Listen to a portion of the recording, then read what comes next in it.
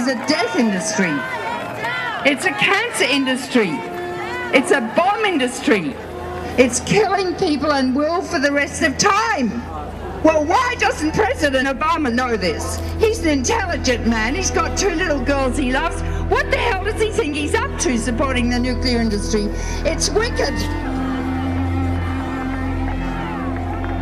Do you mind if I use the F word? Can I use the F word? We can get rid of all these fucking nuclear plants right away because we can switch to solar, wind, tidal, geothermal, ocean thermal. All that energy is available to do today.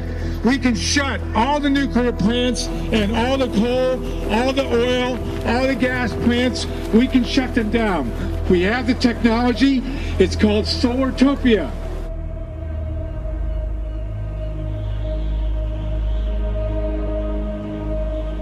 As a lifelong environmentalist, I'm against nuclear. But what if what I've been thinking all this time and what my friends have been thinking all this time is wrong? It's been interesting to see how people respond to my pro-nuclear power position, because they respect me for my books about nuclear weapons. They know that I'm a liberal Democrat, and they're puzzled. I was against nuclear power. All I had to say was 3 Mile Island, Chernobyl, atomic bombs, atomic weapons. My mind was made up, definitely. So I needed a lot of input. Research I did, and scientists I interviewed, and so on. Going and visiting and seeing for myself. I was under no doubt that my whole career and my whole reputation as an environmental activist, communicator, was at risk if I talked publicly about having changed my mind about nuclear power. I'd have been much better advice just to keep my mouth shut. But I couldn't do that.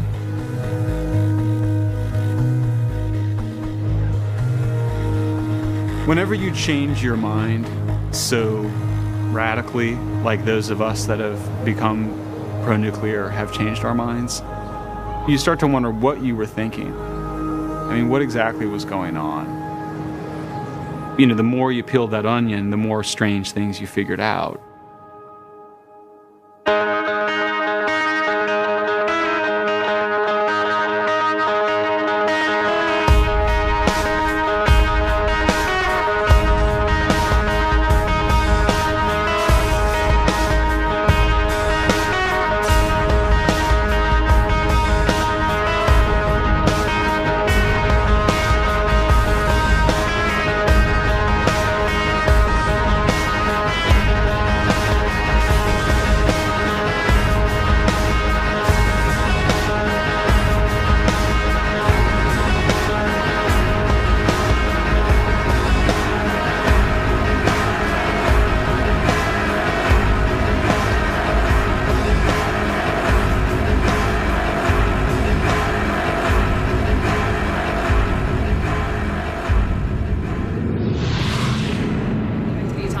Issue in Tokyo from the nuclear power plant at Fukushima Daiichi. Now, today, 4 of the 6 reactors, they remain in states of danger.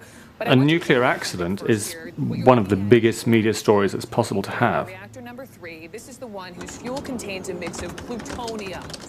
In my first blog entry, within the first 2 or 3 days of it happening, I didn't know what the scale of the radiation release was going to be. I didn't know whether people were being injured.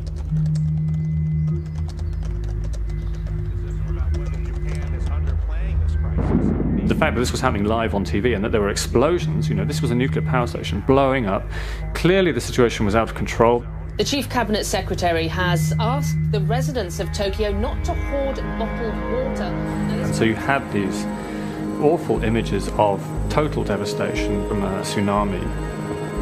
And the story was a nuclear power accident. It all got muddled together. Some people on the west coast of the United States worry that radiation could travel 5,000 I miles. hadn't been pro-nuclear all that long before the Fukushima plant started to melt down. It's hard to watch that happening and not start to question whether or not this is an energy source that is really safe.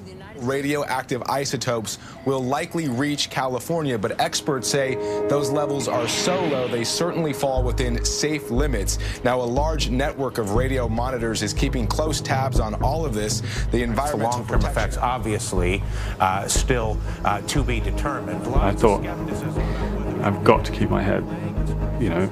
I could completely lose it here and I could just panic.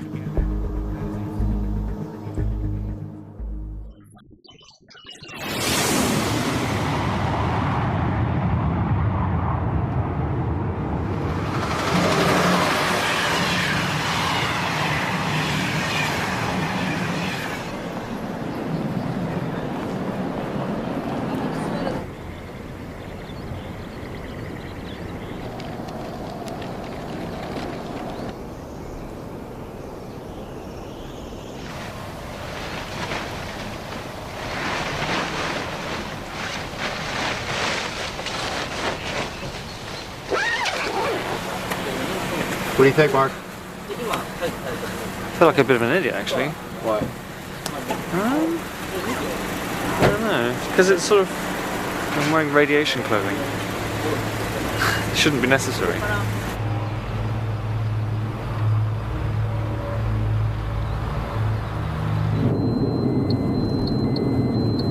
must be absolutely awful to have your town wiped out by a tsunami and earthquake, and then you can't even come back and rebuild because the whole place is contaminated by radiation.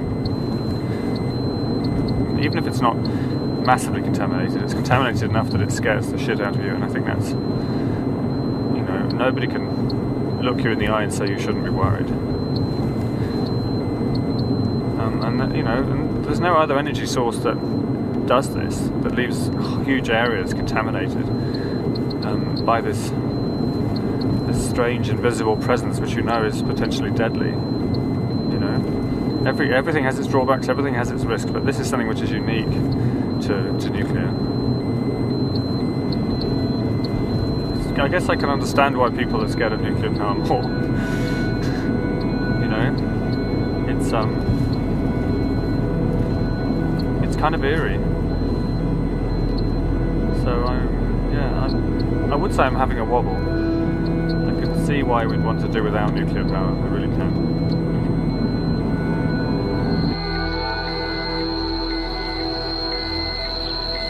This parking lot is the hottest spot in the whole exclusion zone.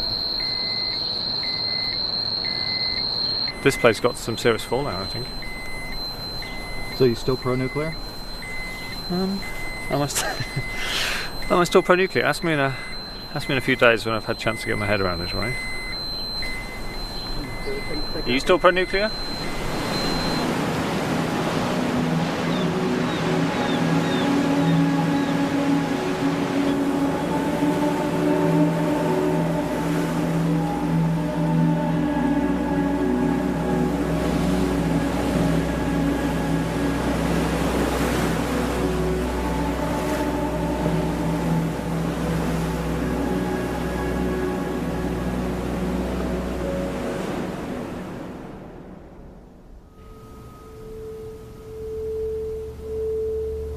To start the chain reaction, all we need is one neutron.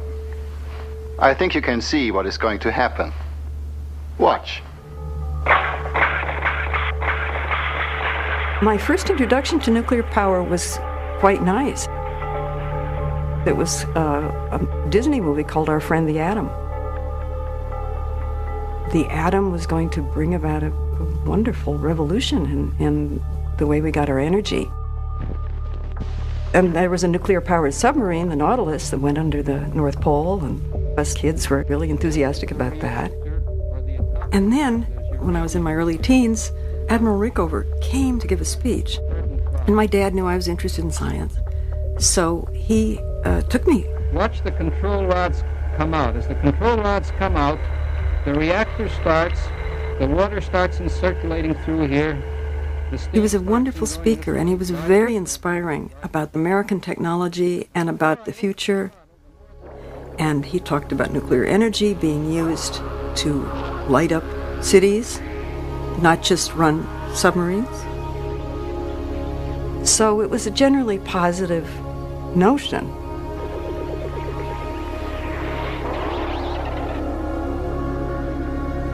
I got into the nuclear business in early 1948. Prior to that, I was working on engines for the Tucker automobile. Everything we had done up until that time to produce energy was by burning something. The enticement in the nuclear business was the fact that it was a new source of energy, a new way to generate heat. But the equivalency is huge.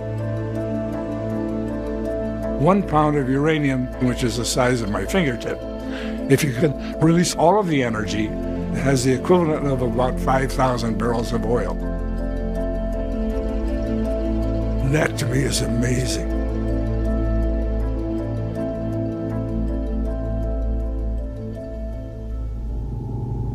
I worked at Argonne National Laboratory in Idaho, which really was the headquarters in the world for nuclear power at the time.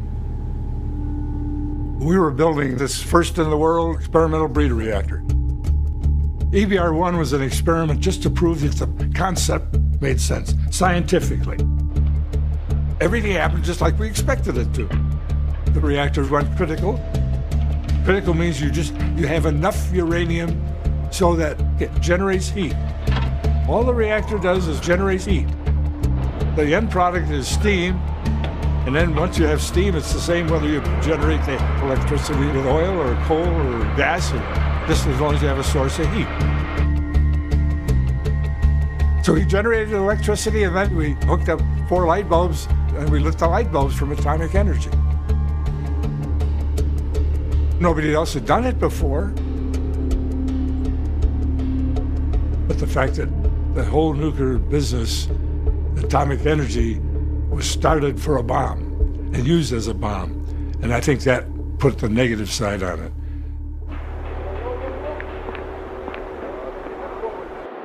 I'm just old enough to have conscious memory of World War II and the ending of World War II.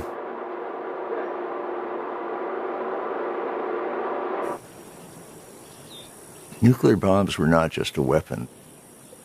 They were a little window into some kind of Armageddon.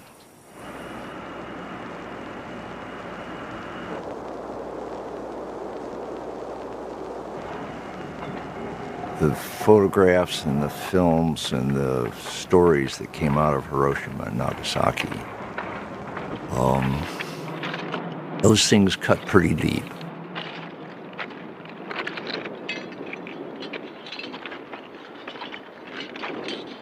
So you had this very strong residue of this is not primarily an energy source, this is primarily a weapon that we feel very badly about.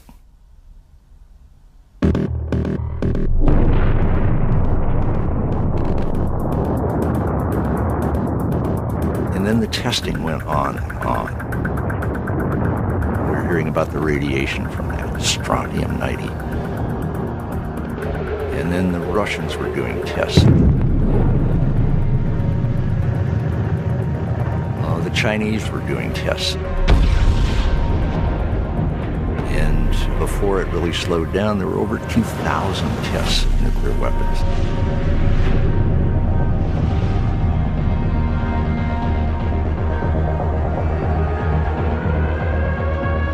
I grew up having nightmares that my hometown was bombed into oblivion and I was the only survivor. Us kids were in school doing duck and cover routines under the desks, and the backyard fallout shelters and all this stuff made it all pretty personal.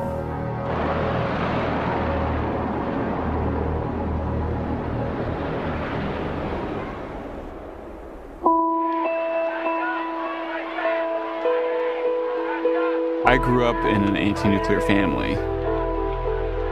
You know, my parents were children of the 60s. They were liberals, environmentalists.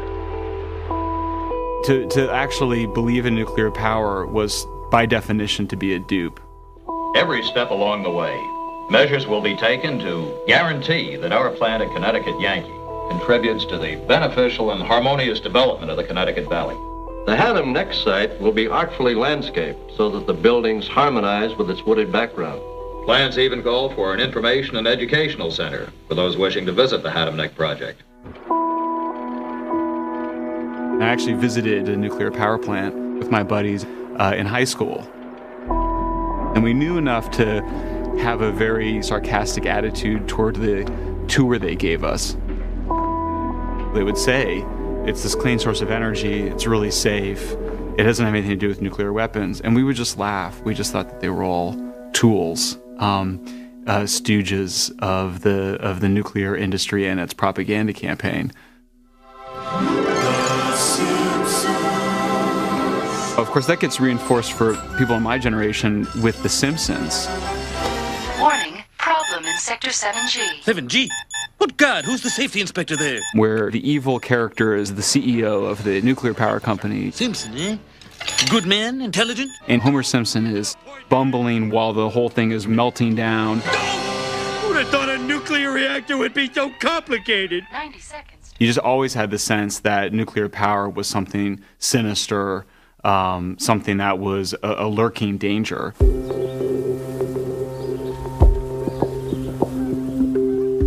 I was against nuclear power because I was an environmentalist. I am an environmentalist, and the two things go together. Certainly that always seemed to be the case. Looking back, I suppose you could say I was a hardcore activist.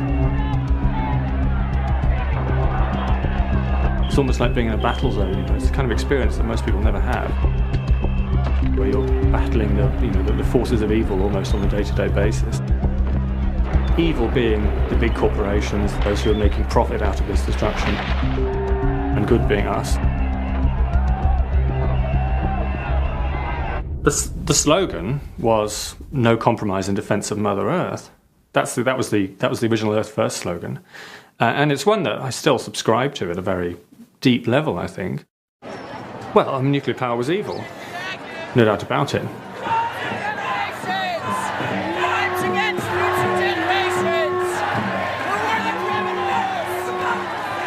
I was writing for national magazines many years ago, writing articles about the dangers of nuclear power.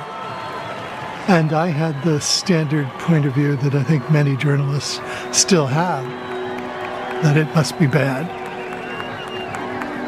I came to realize they basically avoided looking at the whole picture and only looked at the questions that seemed to prove to them that nuclear power was dangerous, as I had too. The only reason I changed my mind is that I talked to experts, physicists in particular, who were the pioneers of nuclear energy, and who carefully, one by one, explained to me again and again until it finally got through my head why it wasn't what the anti-nuclear activists felt it was, believed it was.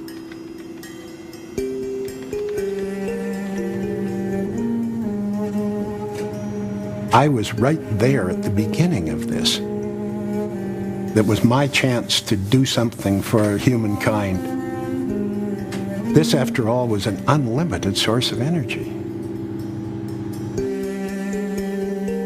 I assumed that all electrical power, if we were successful, would be generated by nuclear means.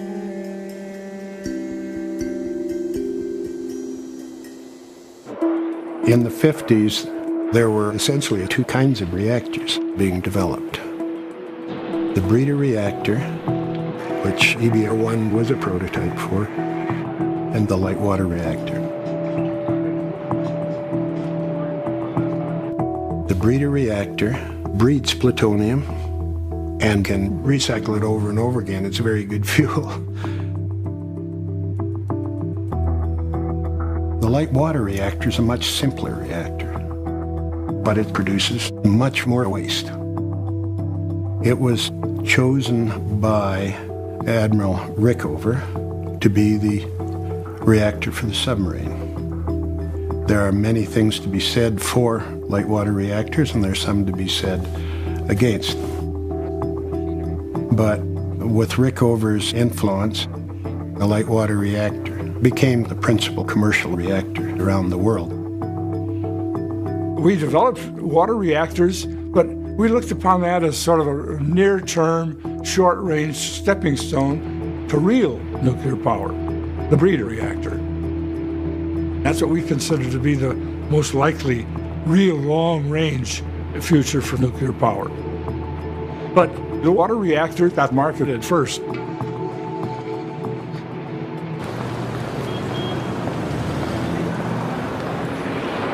This was partly a commercial move on our part. In the early 1950s, we were concerned that the Soviet Union, which had kept pace with us in the development of nuclear reactors for power, would steal a march on us and get the commercial business in Europe. So President Eisenhower decided to share the benefits of nuclear energy with other countries. It was called Atoms for Peace. We've had 50 years now of water reactors, 400 of them roughly, all over the world, and they've produced a hell of a lot of waste that we didn't anticipate. You know, you mentioned 100,000 years of stuff that you got to keep isolated from the rest of the world. That's enough to scare a lot of people. That was perhaps the price we paid for commercialization, in the sense that we didn't look ahead.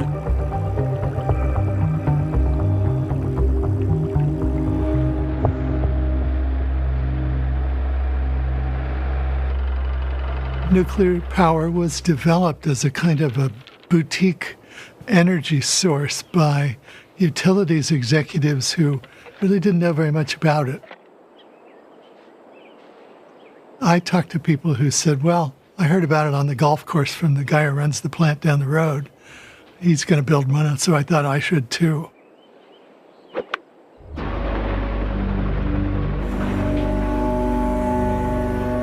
The first commercial nuclear power plant that was built in the United States was built in Shippingport, Pennsylvania. It was a modified version of a large submarine reactor. One of the major reasons the power company wanted it was because there was a lot of coal pollution in Pittsburgh, and nuclear energy looked to people to be, as it is, a clean form of energy. The first power reactors were fairly small, but the push by the power and light companies of America was to scale them up as quickly as possible. Safety, instead of being inherent in the design of the reactor itself, had to be engineered around it, as it were. You had to have multiple core cooling systems that had to be added on to anticipate possible breakdowns of various kinds.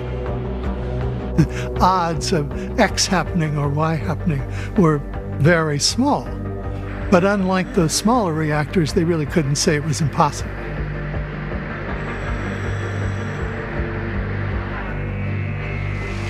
Late today, officials here in Washington summarized briefly what seems to have caused the problem. First, a pump in the generator system broke down at 4 a.m. yesterday. The reactor immediately shut down. Reactor operators decided to open the valves and release radioactive water from the reactor. That apparently may have been the wrong thing to do. When the emergency core cooling system came on automatically, an operator turned it off. That too apparently was a mistake, for then high levels of radiation were released inside the containment building. And not till 3 hours later was it realized that radiation was being released and in fact was penetrating to the outside. 3 Mile Island happened. And the first thing I thought of is, are those rays coming out of 3 Mile Island going to come to New York and harm my daughter? I remember standing in my apartment and thinking, what can we do? This is Jack Goodell. We have a serious condition. You get everybody into safety areas and make sure that they stay there.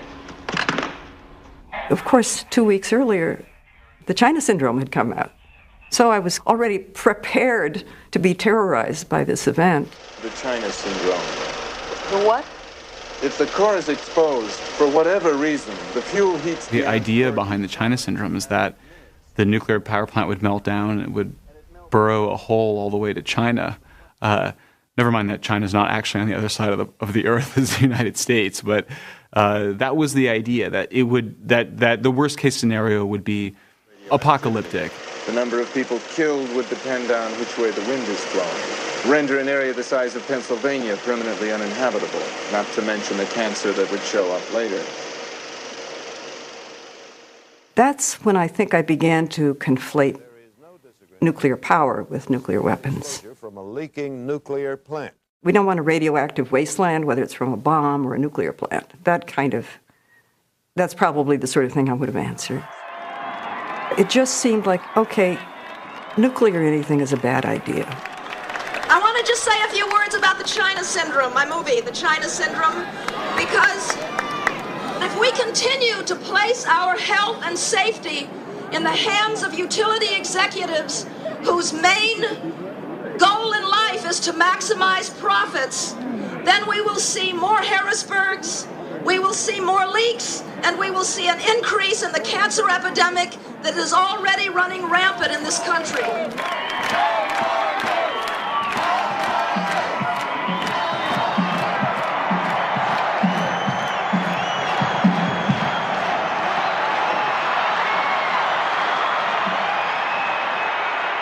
Stopping atomic energy is practicing patriotism. Stopping atomic energy is fighting cancer. Stopping atomic energy is fighting inflation. Stopping atomic energy is saving this country. Just give me the restless power of the wind. Give me the comforting glow of the wood fire. But please take all your atomic poison power away.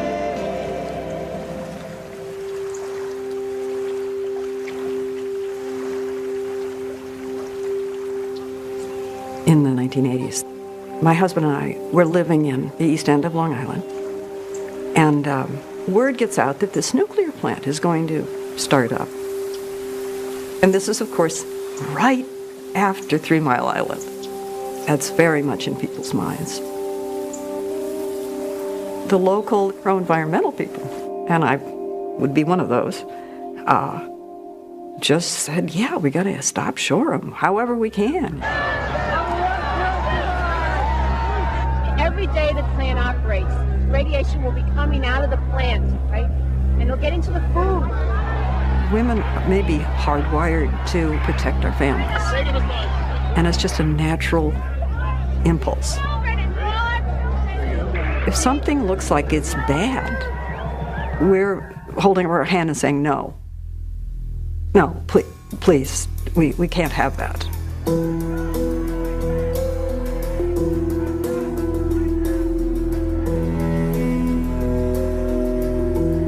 I remember these big scare ads in the papers, getting people to organize rallies against Shoreham.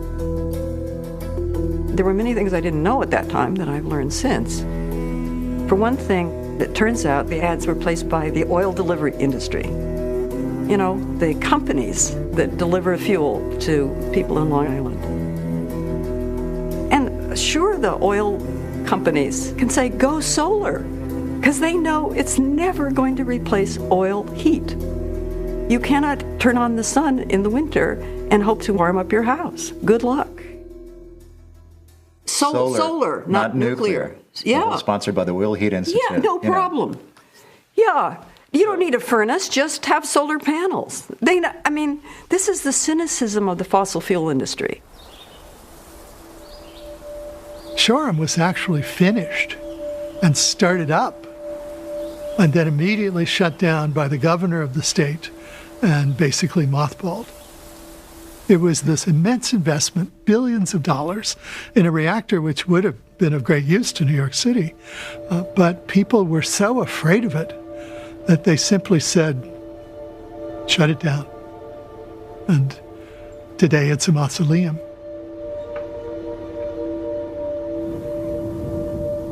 Those of us who were worried about nuclear power perceived that nuclear power wasn't really needed. And this, I think, is one of the fundamental tragedies of the anti-nuclear movement. To be anti-nuclear is basically to be in favor of burning fossil fuels. I had finally to change my mind, and I have seen friends of mine change their minds, one of them being Gwyneth Cravens, who started out rather anti-nuclear as I did and ended up writing a book about the benefits of nuclear power.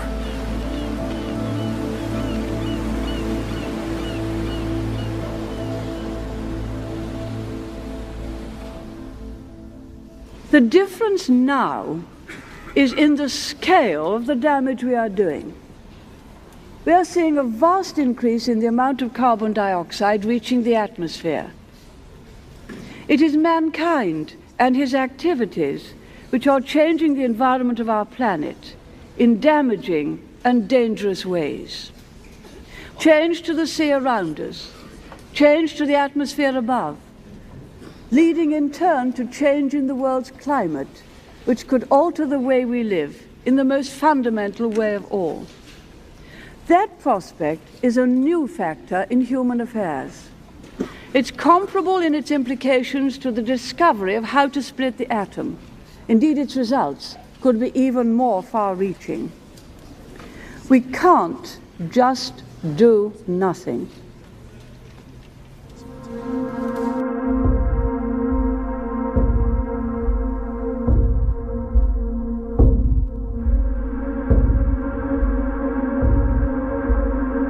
One of the key arguments that climate deniers use is, oh look, climate's a huge thing. You really say we're affecting the weather, just us, we're just little people.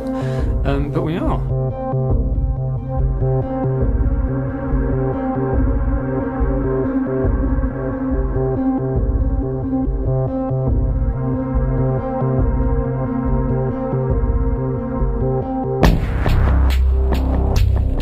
We're beginning to see the kind of destabilization and chaos that you get actually when you see this transition to much warmer global temperatures.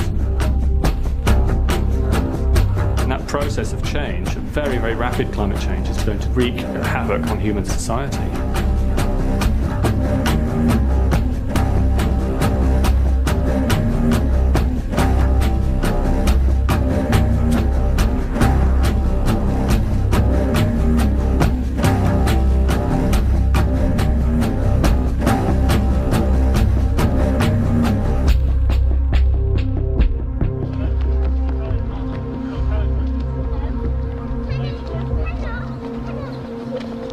Having children has made me even more concerned about the future, so it's sort of deepened my commitment to tackling global warming.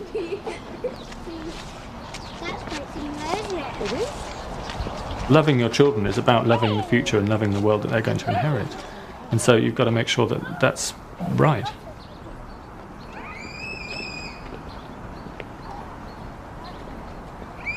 I had a sneaking suspicion that nuclear was going to have to be part of the solution, simply because it doesn't produce carbon dioxide.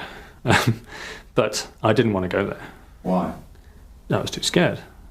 I mean, it's pathetic, really, but looking back, but, you don't want to make enemies of your main allies in the environmental movement by tackling something which is difficult, controversial.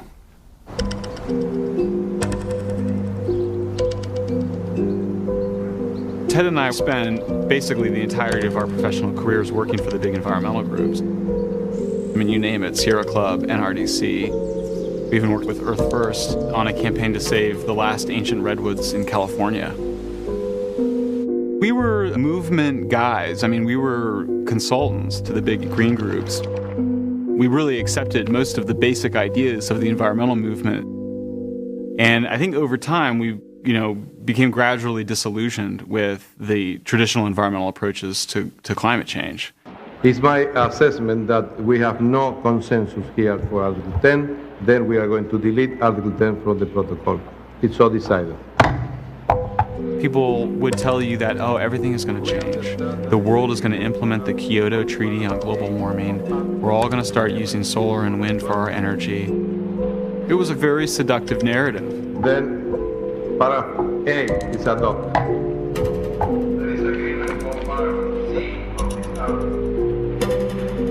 Paragraph C is adopted.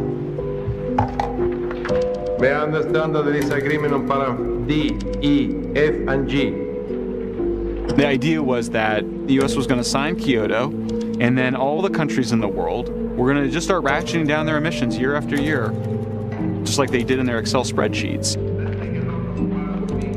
The problem is, these were all proposals based on making fossil fuels more expensive. And I think it's pretty safe to say that is not going to happen. The adoption of this protocol to the conference by unanimity. There's not going to be a global treaty on climate change. The United Nations treaty process is basically run aground. We just walked away being like, nobody has a clue as to how to do this. So we wrote this essay, The Death of Environmentalism, that argued that if environmentalism is that kind of small bore, then we need something beyond environmentalism. Modern environmentalism, with all of its unexamined assumptions, outdated concepts, and exhausted strategies, must die so that something new can live. I would suggest that it will take more than dead penguins and melting ice caps to get Americans to fundamentally get involved in this political transformation of our energy economy. We still didn't think we needed nuclear power. It really took us getting clear about how big the gap was between fossil fuels and renewables for us to take a second look at nuclear.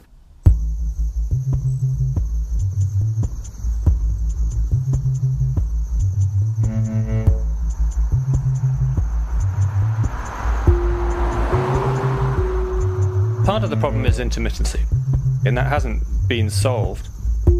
It's not always sunny and it's not always windy, and there are long periods of time when renewables would deliver no power at all into a grid. So they have to have natural gas backup.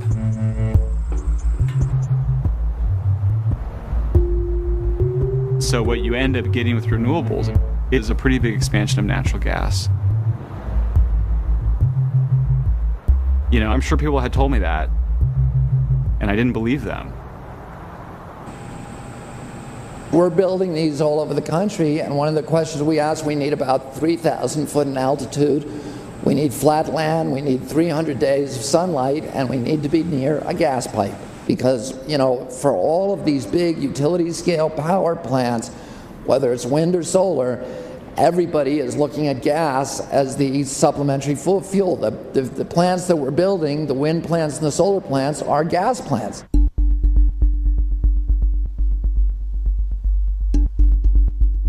I end up feeling like a sucker. I ended up feeling like I was a sucker. The idea that we're going to replace oil and coal and natural gas with solar and wind, and nothing else, is a hallucinatory delusion.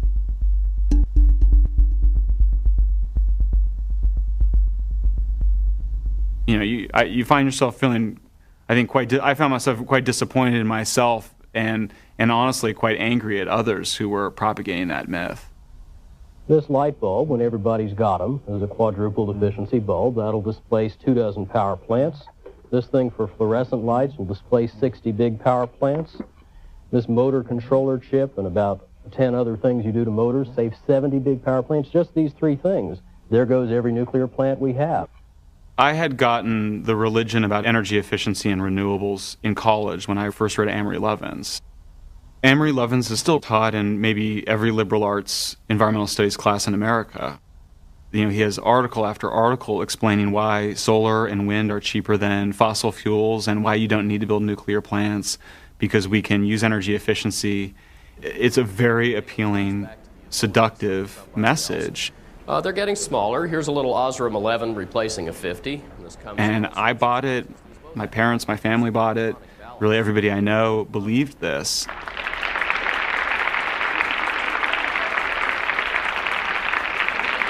The standard sort of green environmentalist narrative has been that we can all use less energy. So we can be renewable, we can go for energy efficiency. The idea that humankind is simply wasting and using too much. Now, I have a lot of time for that argument, but you can't keep using less energy forever.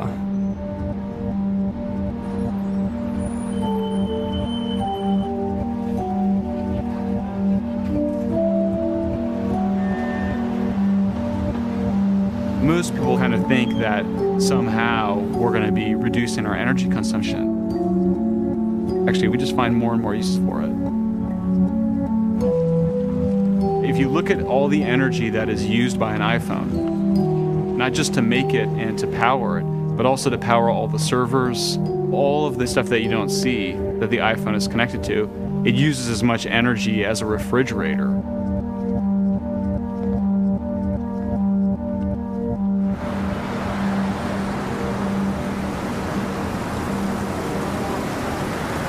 There's a direct correlation between the amount of energy available to a civilization and that civilization's quality of life.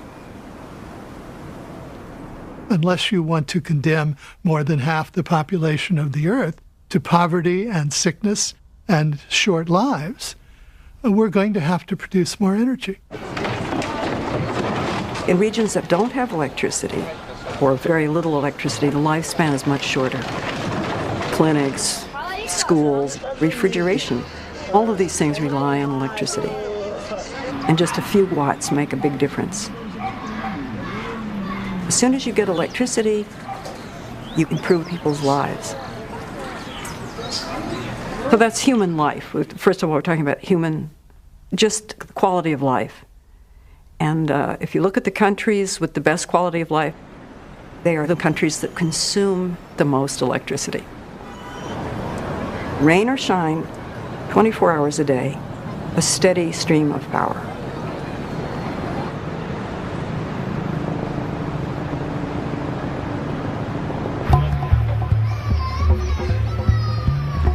The global south is pretty warm, and they would like air conditioning. And up till now, they've not been able to afford it, but now they can. They're getting out of poverty, and they need grid electricity to run their air conditioners. And of course, various environmentalists freak out at that point. But on the other hand, if you could have vast quantities of really, really clean energy in the developing world in the next decade or so, that is such an improved world it takes your breath away.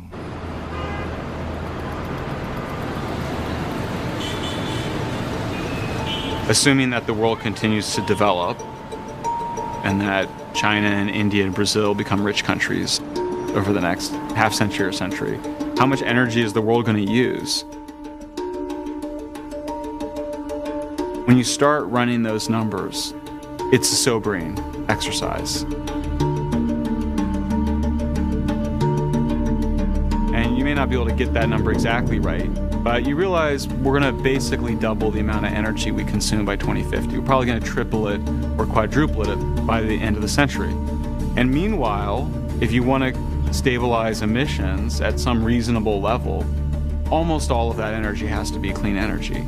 You've got to not only, create a clean energy infrastructure to replace the fossil fuel infrastructure we have, but we have to create yet another one, or maybe two of them, between now and 2050 or 2100 in order to reduce our emissions to stabilize the climate. And that is just nothing that anybody has really been talking about or dealing with over the last 20 years.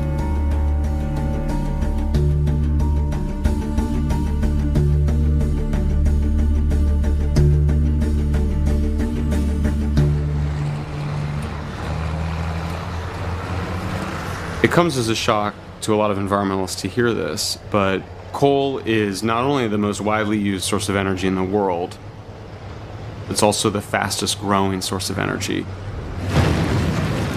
Its use is accelerating worldwide, faster than natural gas, faster than renewables, faster than anything else.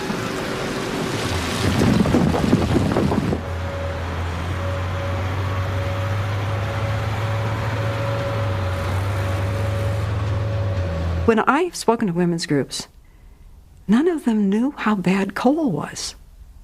They didn't know it killed people.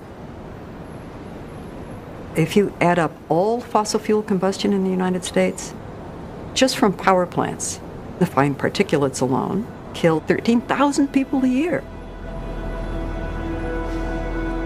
Worldwide, 3 million people die a year from air pollution from fossil fuel plants. One of the big surprises for me when I started looking into the mortality data, the death rates associated with each energy technology per amount of energy they make, is that nuclear is the second safest after wind. And in fact, to add to the irony of it, nuclear power is even safer than solar panels. Making solar panels is an incredibly toxic process.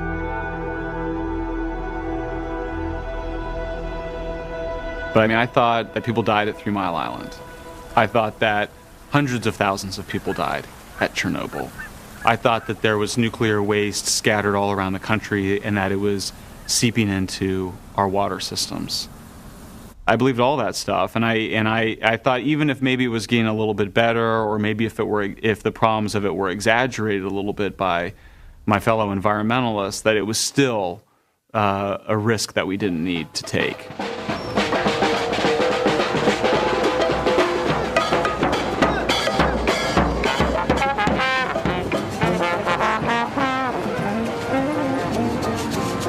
There hasn't been a single death from the operation of commercial nuclear reactors in the United States. Not one death in the history of nuclear power in this country. At Vermont Yankee, which anti-nuclear people are trying to shut down, protesters keep saying it's causing public health problems. It's not. But it's leaking tritium. It's leaking tritium, that's true. Banana breaks? Oh, I love one. Sure. Thank you. Thank you, thank you. If you ate one banana, Banana breaks? which have a potassium isotope that's a little hot, you would get more radiation exposure than you would if you drank all the water that comes out of the plant in one day. Banana break! Tritium is a naturally occurring hydrogen isotope. We're going to ask that all those people who are willing to risk arrest remain in this safety zone until the rest of the people have moved up.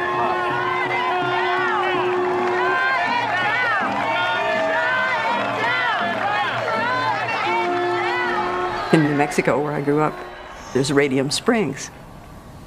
And I had a friend who went with his Geiger counter, and these hippies were there soaking in the baths, and he got out his Geiger counter and said, you know, this is radioactive. And they said, yeah, man, but it's natural.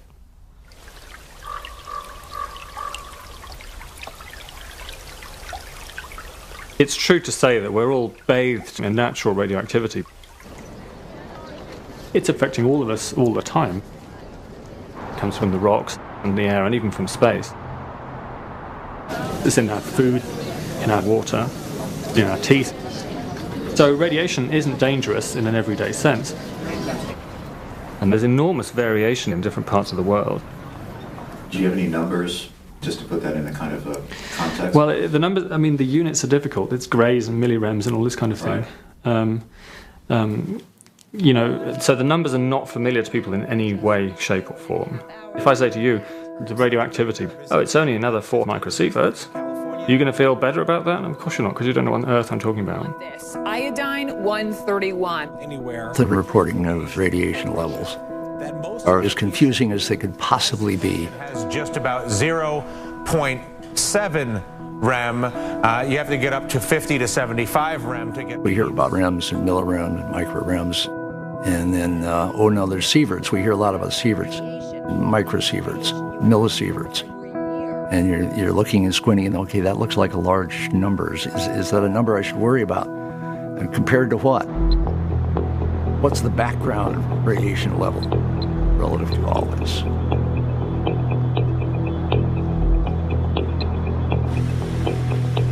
I didn't even know there was such a thing as natural background radiation, actually. I'd assumed that radiation was something which humans had artificially introduced into the environment, which was doing us harm. There's background radioactivity affecting all of us all the time, which is many, many times more powerful than artificial radioactivity in terms of how we're affected. So Zero tolerance of radiation doesn't make any sense.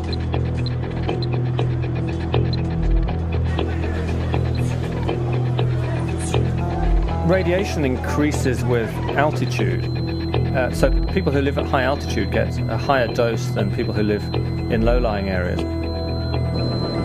And if you're traveling on an aeroplane, say if you're going from New York to Tokyo, you'll get 20 times the average background level during that flight. For example, in Guarapari Beach in Brazil, the natural background radiation there is way above permitted levels in terms of what the public can be exposed to. And that's what's coming out of the soil that's on the beach. Can you ask him why he does this? Por que você está fazendo isso? Por algum motivo especial? Trepaduras no corpo dele. He has a body pains, you know? And this helps? E ajuda? Ajuda. It helps.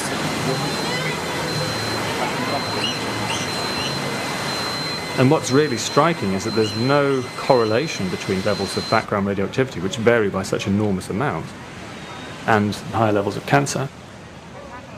Cancer is something which is the greatest fear of most people in rich countries, because it kills 20% of people anyway. We all know people who've died of cancer. And so this idea that radioactivity is a cause of cancer is probably the #1 reason why people are scared of it.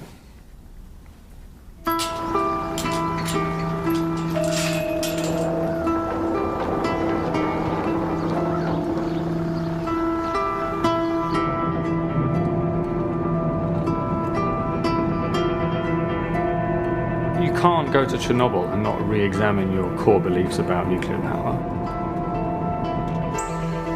I mean, you would have to be really thick-headed and not to look at that and look at the damage that was done and say, all right, when it goes wrong, you know, we know that we do everything we can to make it go right, but when it goes wrong, it can go really very wrong indeed.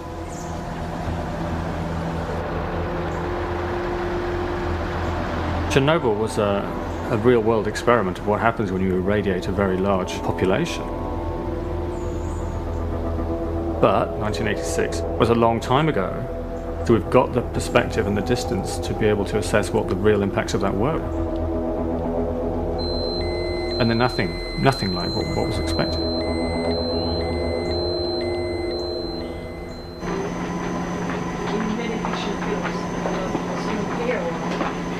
The reactor that exploded in Chernobyl in April 1986 was actually reactor number 4 of a whole set of them. No one really realizes it. The 3 other units, which are in the same building, carried on operating and generating electricity right up until the mid-90s. And people just went to work there every day. Isn't that amazing?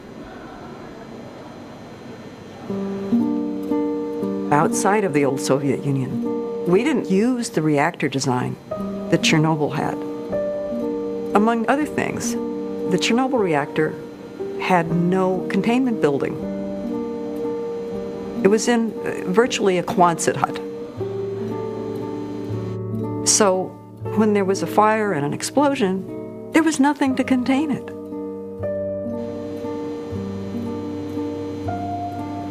Chernobyl was a different kind of reactor. It was inherently unsafe. It was primarily designed to make plutonium for bombs. No Chernobyl-style reactors were ever built in the West. But if you could then point to other nuclear power stations and say each of those could be a Chernobyl, then you've got a pretty powerful argument against nuclear power.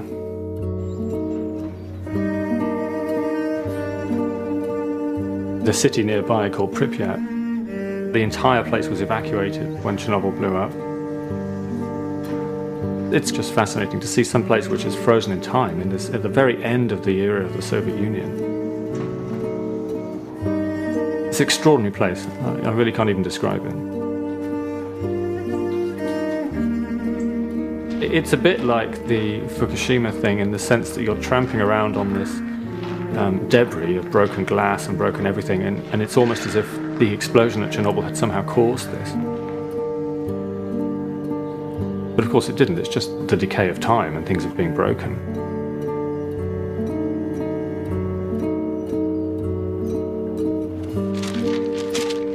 Obviously, what people are concerned about with Chernobyl is the radioactivity.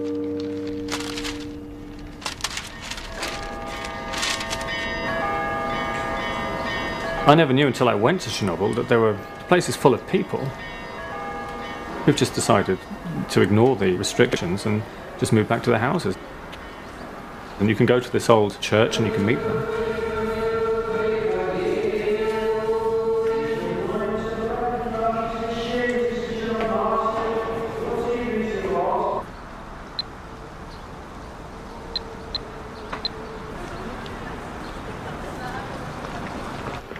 Let's ask him when and why did he decide to come back, and how many people came with him. А когда именно вы решили переселиться назад, и сколько людей приехали с вами? Как люди возвращались, как вы вернулись? Конечно же, мы с Чернобыля, с нашего Чернобыля родного, что тут у нас действительно, мы веками наши, как говорится, и предки жили в этом Чернобыле. Мы, конечно, никто не хотел сюда уезжать. Весной уже начали приезжать. Конечно, никто нас здесь не пускал. Мы приезжали лесом, приходили тропками всякими. По одному, по два, по три человека приходили в свои дома и заселялись. Вот смотрите, прошло 25 лет, я 25 лет тут в Чернобыле нахожусь. Видите, я здоров, жив-здоров. И вот и люди, которые вот вернулись, никто с этих людей не умер от рака, от каких-то других заболеваний, которые здесь живут.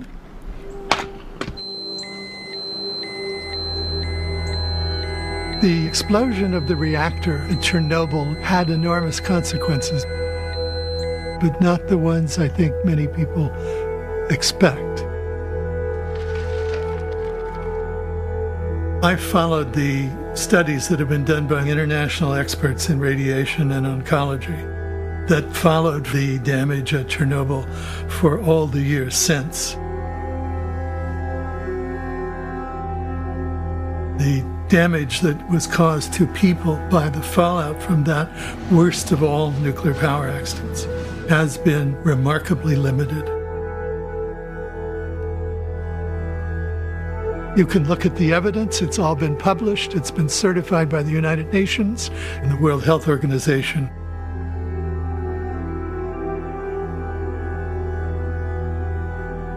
What's so striking is just to go read the original World Health Organization documents and read the public health reports. Was that a shock to you? It was a complete shock to me. I mean, there was a period where I'm reading all the Chernobyl stuff and I kind of am not believing it because it was so out of sync with what I had come to believe. Literally hundreds of thousands of people were involved in the clear-up operation. They're known as liquidators, and they got some really significant doses of radiation. Their doses are known and their health has been studied ever since. And even in that large number of people who are very heavily irradiated, 40 or 50 people have died so far, and a few thousand may have shortened lifespans due to cancer in future decades. And there have never been any children born deformed from Chernobyl, according to the best authoritative science we've got from the United Nations. So people have substantially been fed an urban myth, really, about what the impacts of Chernobyl actually were. I mean, I've got books full of it. 1 million people dying right now or have died because of Chernobyl, and it's only 25 years ago. How many millions more will Chernobyl kill? 40% of the European landmass is radioactive. Will be for hundreds of years. In order to believe that more than 56 people were killed at Chernobyl, or more than the maybe 4,000 who could eventually die of cancer, in order to believe that 1 million people were killed by Chernobyl, which is what Greenpeace and Helen Caldicott, a number of other people claim, you have to believe there was a cover-up of just massive proportions by the World Health Organization, by the United Nations, by literally hundreds of the world's top public health experts. It's so absurd of an idea, and it's exactly the same thing global warming deniers think. What do you think is the motivation for the United Nations to perpetuate such an appalling cover-up? I don't know. I'm not privy to their motivations. But the difference between 50 people and 1 million people is so extreme. I think people are confused about what they think. Well, they should look at the literature. This is the most important study almost that's ever been done. How do you explain This is the biggest cover-up in the history of medicine. How do you explain this? Many of the tactics and the arguments that have been used by the environmental groups against nuclear power are exactly the same tactics and arguments that are used by climate skeptics. The United Nations, that's where all of this started. It was the IPCC in the United Nations said that the world's going to come to an end because of the emissions of CO2. So the cherry picking of scientific data, the nurturing of scientists who happen to believe your ideological position, and the production of reports which apparently are authoritative and scientific, but actually are just ideological propaganda, basically. 41% of the people believe that global warming claims are exaggerated. Climate change deniers are idiots. But they're saying the same I don't thing. care about them. They are denying science. We're going back into the dark ages. They're saying the same How thing. dare they deny science? Not to understand science and medicine in this day and age is more than irresponsible. How do you square these two conflicts? I can't. You know, we think of Japan, we think of Hiroshima, those pictures horrible after the event that happened. No radiation is safe, but generally speaking, Americans don't have anything to worry about. We have this map here, and we're showing obviously the path some 5,000 miles first to the Aleutian Islands. This is where they expect this. You can't reassure people. People are so terrified that anything you say, because they don't have that background context, that understanding of what radiation is and what it means, they can't actually decide for themselves what's safe and what risk they want to bear. And I think that's one of the real problems in Fukushima. There's no way for the experts to actually communicate what is safe to the general public. Yeah, nagagawa sa pag sigan tigil niya, ichisikan. Ichisikan. Diyo go dos kaso.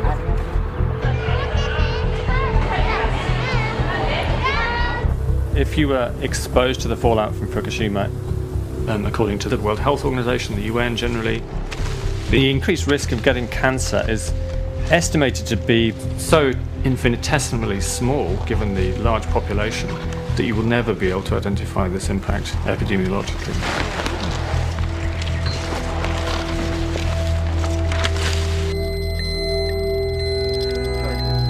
I just won the bet. This particular weed here is more radioactive than Guarapari Beach in Brazil. So we got, what did we get, 44? Now we've seen what the worst is that can happen with a 1960s era Western designed reactor, which does have a containment structure, which Chernobyl didn't. But this isn't just something you can brush away. This was not supposed to happen to a reactor.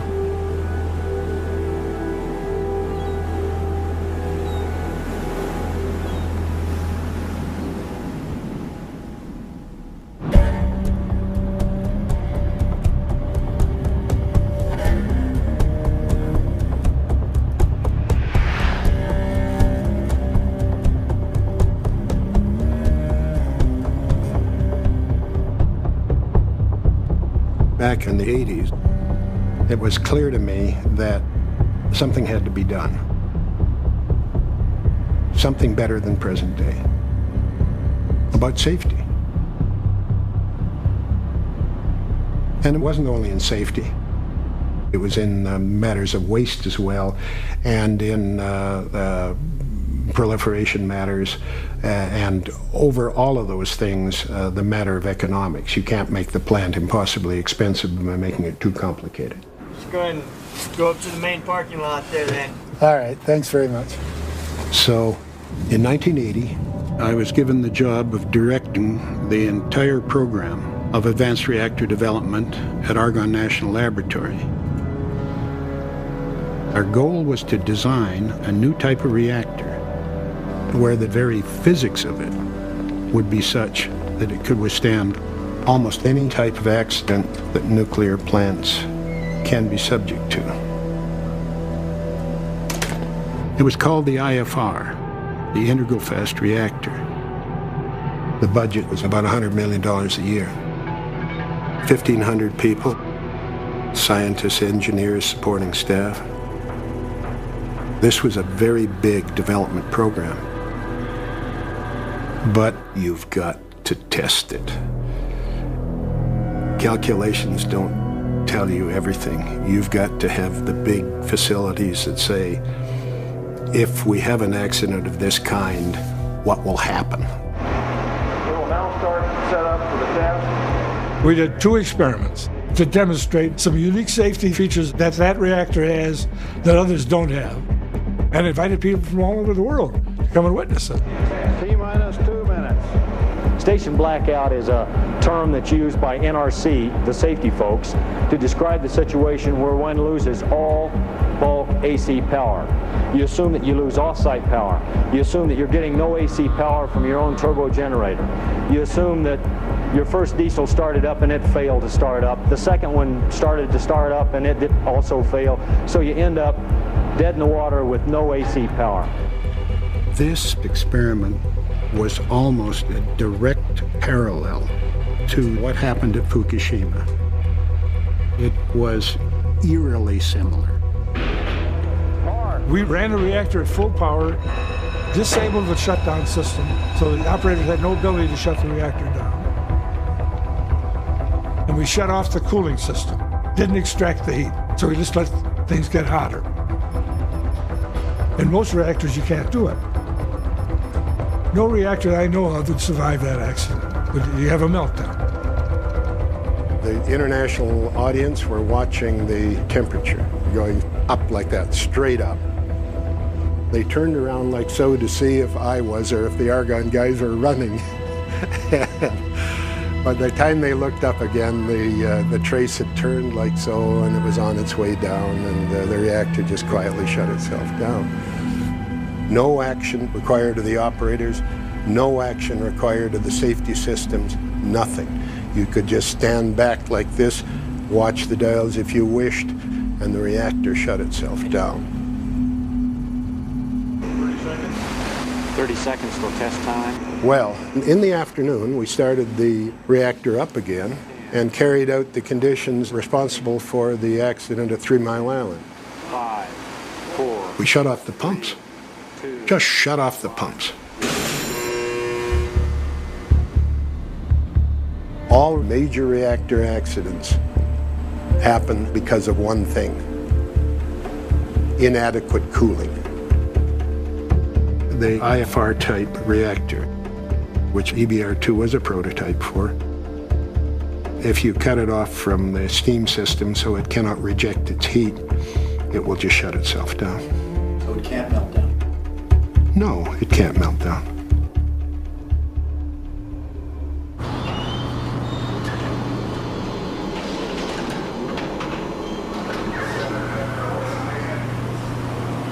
We're now in the facility that completes the circle, if you like, of the integral fast reactor. We've come out of the reactor building. We're now in the fuel cycle part. The integral part of it was that every part of a complete nuclear reactor system, not the reactor itself, but also the facilities for treating the spent fuel, for treating the waste, would all be an integral part of the same system. What this enables you to do is you can take the spent fuel, chop it up, and back it goes into the reactor again. You can recycle the fuel again and again until the end of plant life.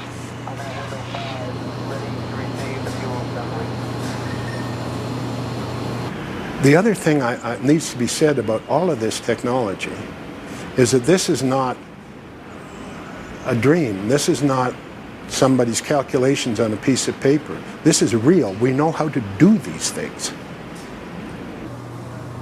Now let me frame this debate, if I may, by reading a letter from the President of the United States sent to me yesterday. Thank you for your letter supporting our decision to terminate the Department of Energy's Advanced Liquid Metal Reactor program, including the integral fast reactor. I want to assure you that this administration does not support the IFR and will oppose any efforts to continue the funding for this reactor project. Democrats have gotten themselves on the wrong side, in my opinion, in this issue, being opposed to nuclear power for, I think, no good reason other than that it's very high on the list of what Republicans like. We know that nuclear energy is clean. We know that it doesn't pollute the air. We know that it doesn't damage the ozone.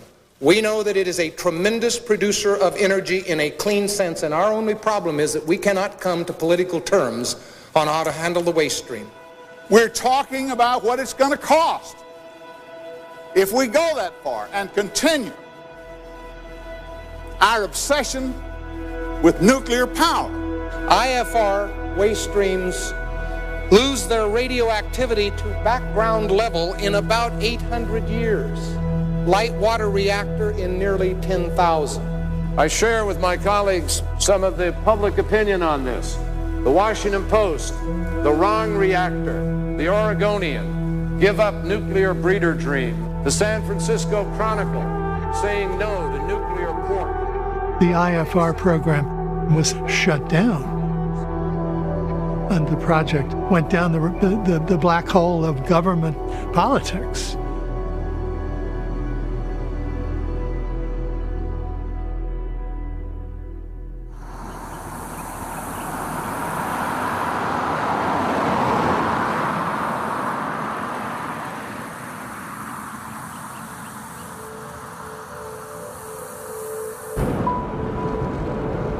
It was by chance that in about the year 2000, I think, I wound up in the desert on a visit to Yucca Mountain, America's planned nuclear waste repository, 100 miles north of Las Vegas.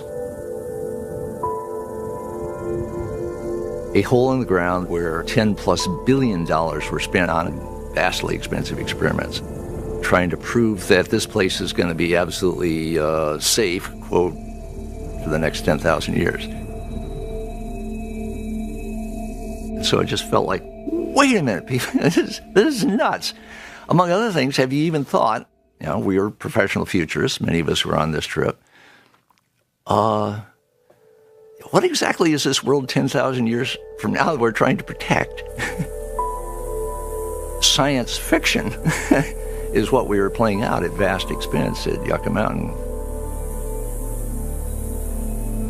The kinds of experiments they were doing in that mountain, it's not a mountain, it's just a ridge, certainly didn't persuade anybody for political reasons. Yucca Mountain was not opened and will probably never be opened. Then I started to look at, well, what actually is the amount of hazard that comes from nuclear waste?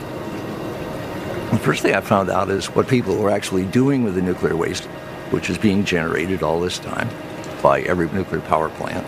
Turns out to be pretty good. They just put it in this pretty simple but very workable dry cask storage, and they park it out back of the parking lot, and you can go there and see it. There's the nation's nuclear waste. Is it causing any problems? No. The other realization for me, and it took a while to get through, is that by not putting it in the ground, you've got the option to use it as fuel in fourth-generation reactors. Wow, we can take this waste from the nuclear plant and recycle it into fuel, either by reprocessing or by having a new kind of reactor that uses it as fuel. That looks very much like a renewable resource. People are always talking about nuclear waste, the accumulation of nuclear waste, and I did too. I think it's around 70,000 tons have accumulated of used fuel in the United States. I thought the quantity was staggering. In fact, all the spent nuclear fuel from commercial nuclear plants in the United States could fit in a single football field if you stack the fuel rods to a height of about 3 meters. That's it. But of that, only a very small fraction, mainly plutonium, is long-lived. By long-lived, I mean would still be hot thousands of years from now, still be highly radioactive.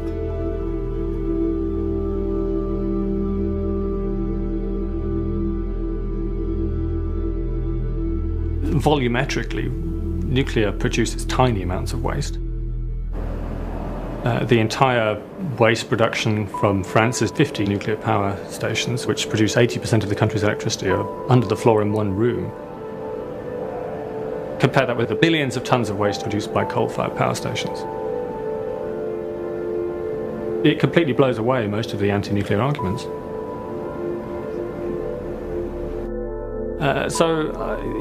It's not, nuclear waste is not an environmental issue. It's not something which, as an environmentalist, I'm concerned about.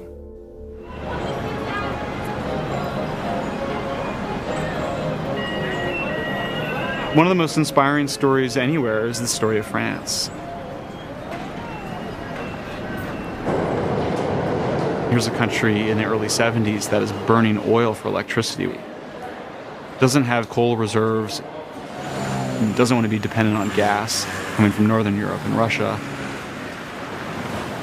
But when the oil shocks happened and the prices went up dramatically, the French realized they needed to get serious about a different source of energy. They said this is serious and it has to do with national security. So they focused on making sure that they had the best nuclear engineers and a standard design for the reactors and just roll it out.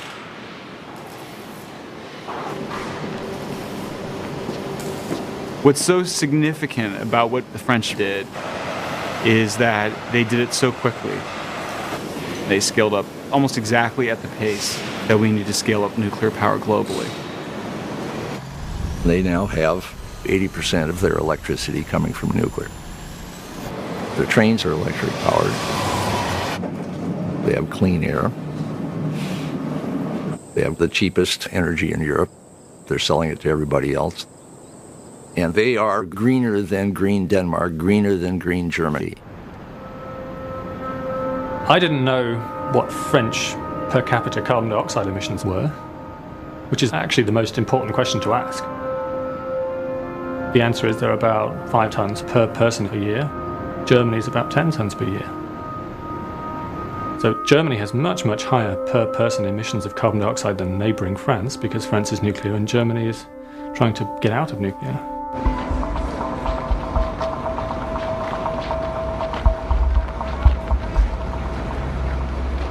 When we look at nuclear, we have to understand that we're making a long-term investment. Now, it's a big upfront capital cost, but these are plants that are going to last 60, 80, maybe even 100 years. And much of the other infrastructure that's being built will last far longer than that. And when you really look at it that way, there's just really no question. It's a much more economical alternative to very expensive solar panels or very expensive wind turbines that require backup power.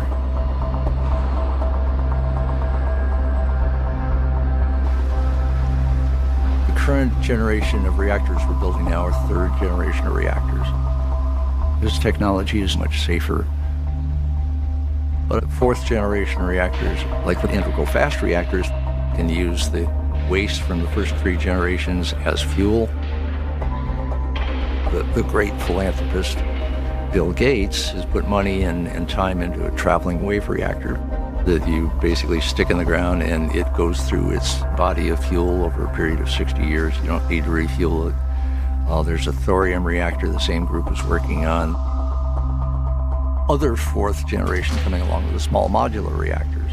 They look exactly like the kind of local power source that environmentalists have increasingly been saying we should have.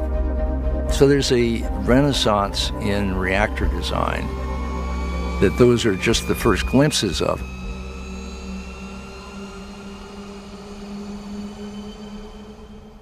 For some people who perhaps accept most of these arguments in favor of nuclear power, the ultimate argument is, but knowledge of this technology is also the kind of knowledge you can use to make nuclear weapons.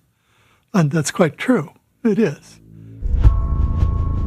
There are, by the CIA's estimate, about 37 countries in the world today that, if they wanted to, could develop nuclear weapons. They have the technical and scientific infrastructure to be able to do that. How many countries actually have nuclear weapons? 9.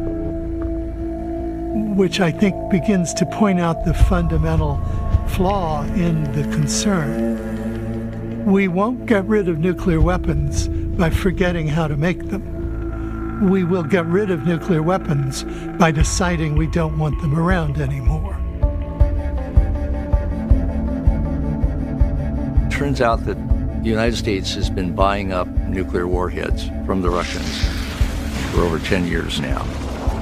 16,000 nuclear warheads.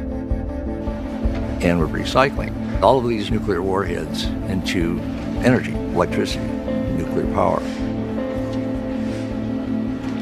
And so nuclear power is doing more to de-nuclear weaponize the world than any other thing that we do. Poetically, it's rather beautiful.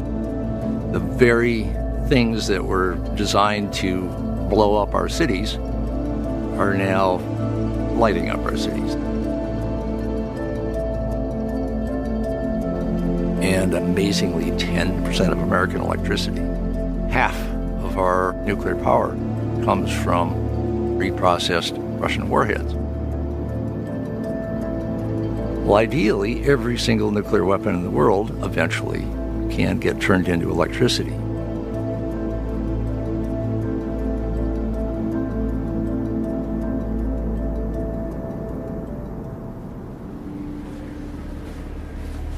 I believe that while much of the environmental movement that came of age in the 60s will never change, I feel very confident that the next generation will. They're going to understand the challenges they face in an energy-hungry world, and they're going to put nuclear in its proper context. We can have a world of 7, 8, 9, even 10 billion people that are living high-energy, resource-intensive, modern lives without killing the climate. And that's exciting.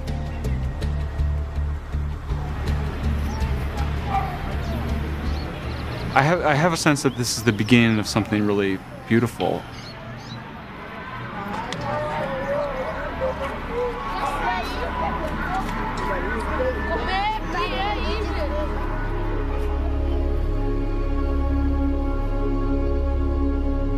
You actually do feel like this is the beginning of a movement.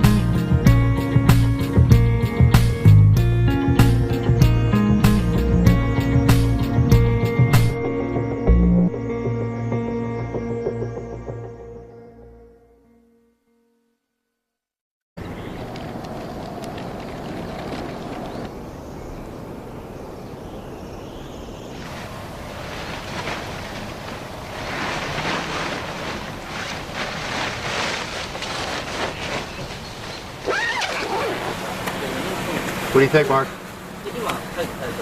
feel like a bit of an idiot, actually. Why? I don't know. Because it's sort of... I'm wearing radiation clothing. It shouldn't be necessary. It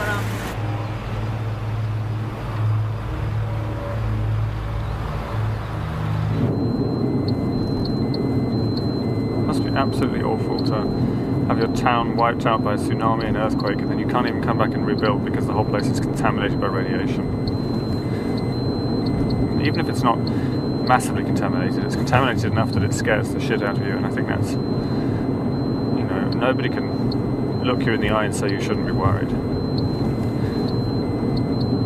And you know, and there's no other energy source that does this, that leaves huge areas contaminated by this strange invisible presence which you know is potentially deadly. You know, everything has its drawbacks, everything has its risks, but this is something which is unique to nuclear.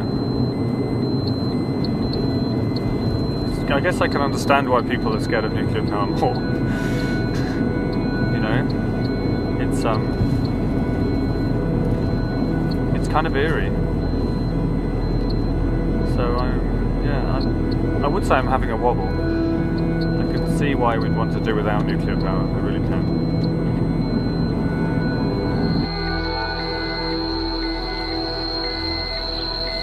This parking lot is the hottest spot in the whole exclusion zone. This place got some serious fallout, I think. So you still pro-nuclear? Am I still pro-nuclear? Ask me in a few days when I've had a chance to get my head around it, right? Are you still pro-nuclear?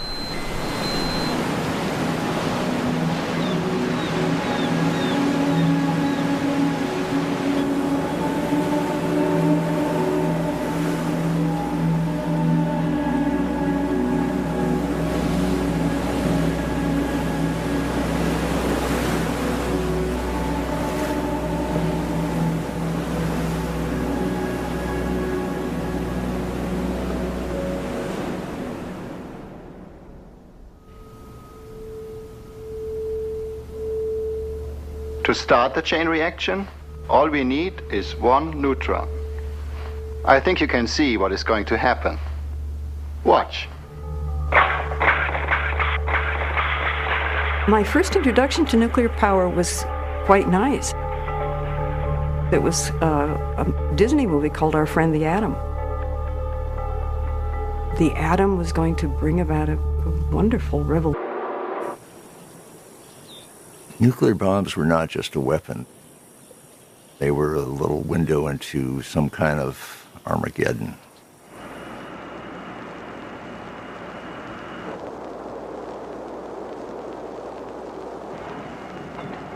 The photographs and the films and the stories that came out of Hiroshima and Nagasaki, those things cut pretty deep.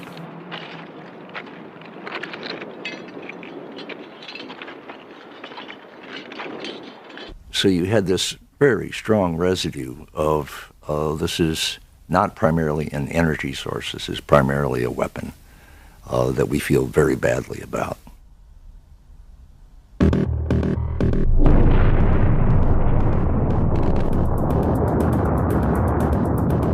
And then the testing went on and on. We were hearing about the radiation from that strontium-90. And then the Russians were doing tests.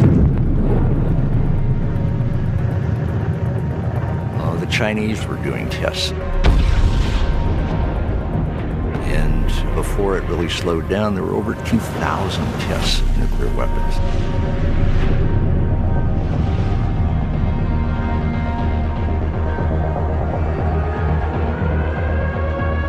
I grew up having nightmares that my hometown was bombed into oblivion and I was the only survivor.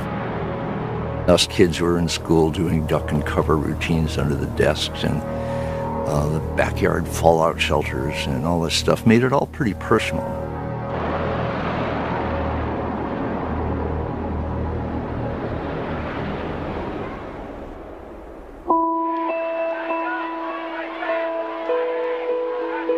I grew up in an anti-nuclear family.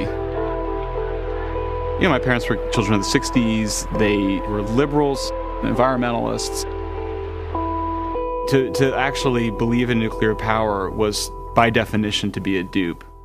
Every step along the way, measures will be taken to guarantee that our plant at Connecticut Yankee contributes to the beneficial and harmonious development of the Connecticut Valley.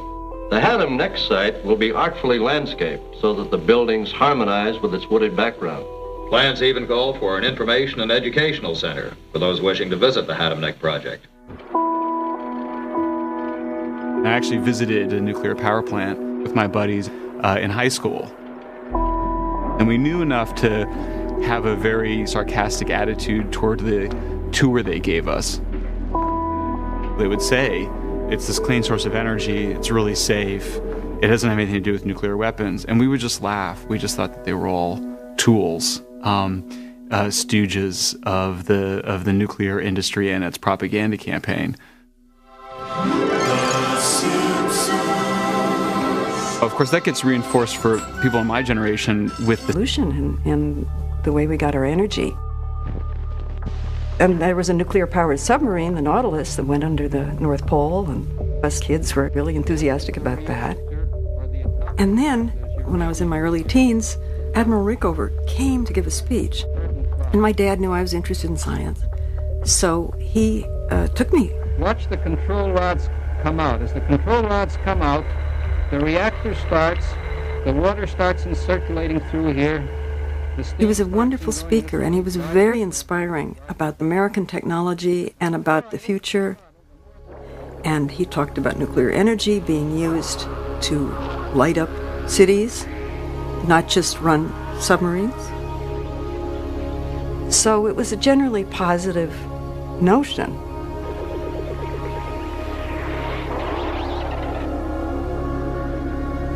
I got into the nuclear business in early 1948. Prior to that, I was working on engines for the Tucker automobile. Everything we had done up until that time to produce energy was by burning something. The enticement in the nuclear business was the fact that it was a new source of energy, a new way to generate heat. But the equivalency is huge. 1 pound of uranium, which is the size of my fingertip, if you could release all of the energy, it has the equivalent of about 5,000 barrels of oil. And that to me is amazing.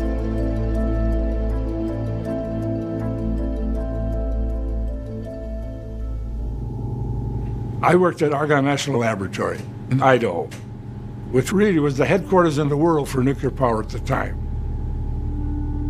We were building this first-in-the-world experimental breeder reactor. EBR-1 was an experiment just to prove that the concept made sense, scientifically. Everything happened just like we expected it to. The reactors went critical. Critical means you have enough uranium so that it generates heat. All the reactor does is generate heat. The end product is steam. And then once you have steam, it's the same whether you generate the electricity with oil or coal or gas, or just as long as you have a source of heat. So we generated electricity, and then we hooked up 4 light bulbs, and we lit the light bulbs from atomic energy. Nobody else had done it before. But the fact that the whole nuclear business, atomic energy, was started for a bomb and used as a bomb. And I think that put the negative side on it.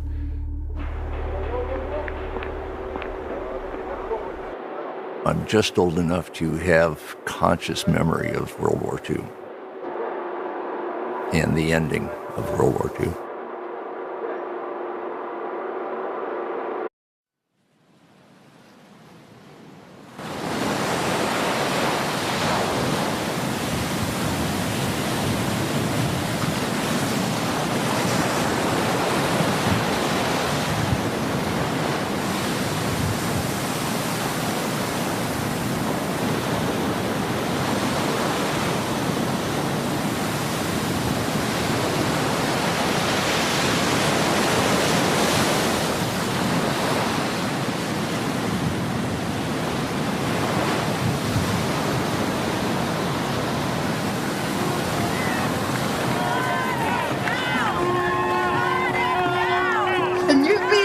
industry is a death industry. It's a cancer industry. It's a bomb industry. It's killing people and will for the rest of time. Well, why doesn't President Obama know this? He's an intelligent man. He's got 2 little girls he loves. What the hell does he think he's up to supporting the nuclear industry? It's wicked. Do you mind if I use the F word? Can I use the F word? We can get rid of all these fucking nuclear plants right away because we can switch to solar, wind, tidal, geothermal, ocean thermal. All that energy is available to do today. We can shut all the nuclear plants and all the coal, all the oil, all the gas plants. We can shut them down. We have the technology. It's called Solartopia.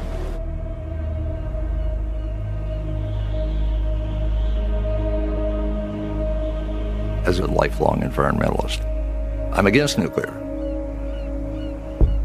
But what if what I've been thinking all this time and what my friends have been thinking all this time is wrong?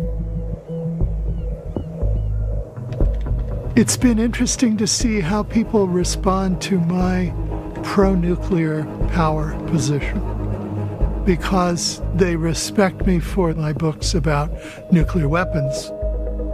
They know that I'm a liberal Democrat, and they're puzzled. I was against nuclear power. All I had to say was 3 Mile Island, Chernobyl, atomic bombs, atomic weapons. My mind was made up, definitely. So I needed a lot of input. Research I did, and scientists I interviewed, and so on. Going and visiting and seeing for myself. I was under no doubt that my whole career and my whole reputation as an environmental activist, communicator, was at risk if I talked publicly about having changed my mind about nuclear power. I'd have been much better advice just to keep my mouth shut. But I couldn't do that.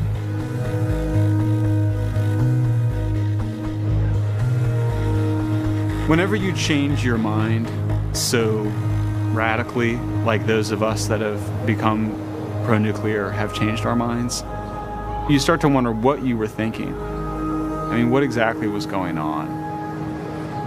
You know, the more you peeled that onion, the more strange things you figured out.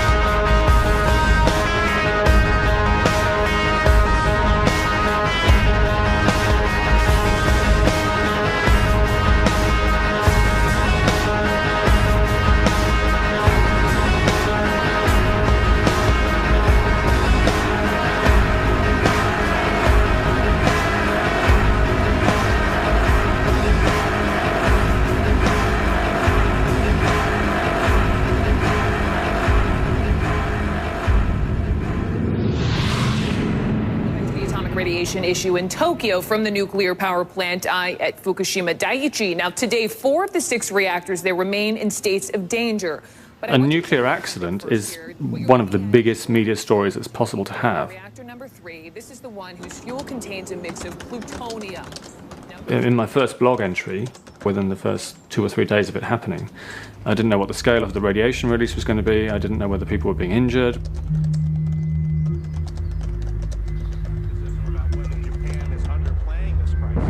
The fact that this was happening live on TV and that there were explosions, you know, this was a nuclear power station blowing up. Clearly the situation was out of control. The Chief Cabinet Secretary has asked the residents of Tokyo not to hoard bottled water. And so you had these awful images of total devastation from a tsunami. And the story was a nuclear power accident. It all got muddled together. Some people on the west coast of the United States worry that radiation could travel 5,000 miles. I hadn't been pro-nuclear all that long before the Fukushima plant started to melt down.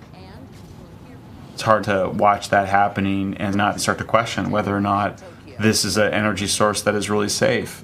radioactive isotopes will likely reach California, but experts say those levels are so low they certainly fall within safe limits. Now, a large network of radio monitors is keeping close tabs on all of this. The environmental long-term effects, obviously, still to be determined. I thought, I've got to keep my head, you know, I could completely lose it here and I could just panic.